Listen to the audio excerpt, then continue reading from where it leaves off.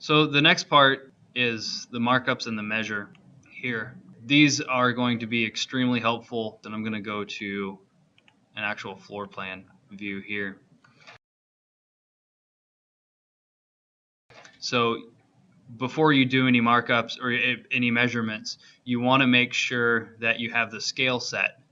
So I know that this drawing is a 1/4 inch. If you don't actually know the scale, you can calibrate the scale.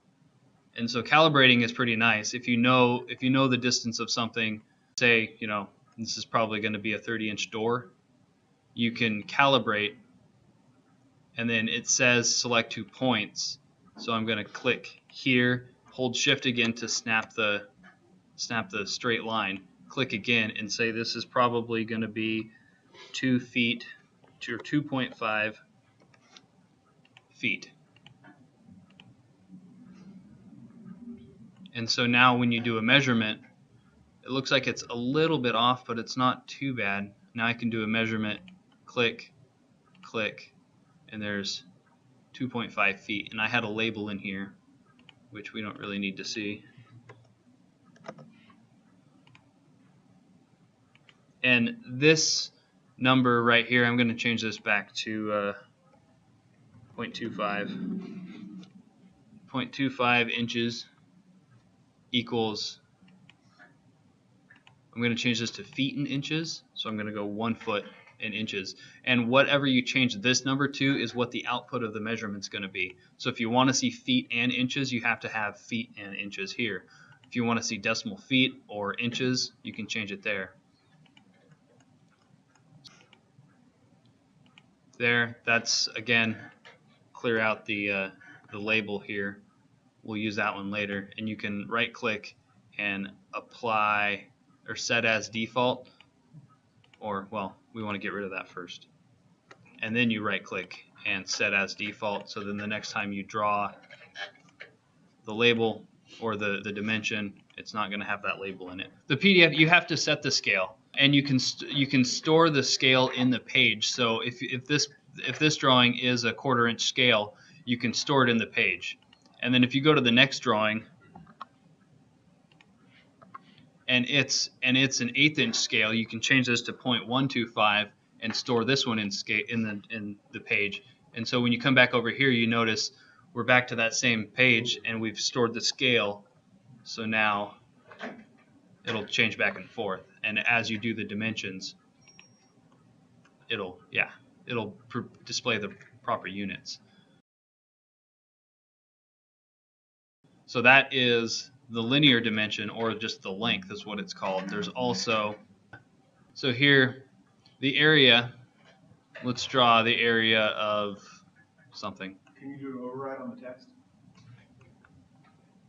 You can't do an override on the dimension text, but you can add a label. So if I wanted this to say anything, I'll just add text there. So you can get that on there as well. Right. Yeah. At least I don't think you can do an override. Now I'm questioning myself. 5, 7. Oh, hey, I didn't know you could do that. So here you can double click. If you're trying to draw something to scale, you can draw a dimension and then change the dimension. I didn't know you could do this. And it'll adjust the dimension, the length to match. That's pretty cool. I just learned something new. So the area, we haven't done that one yet.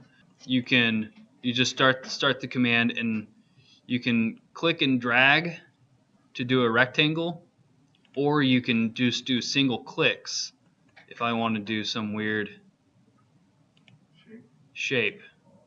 Oh, see, I did a weird click and drag.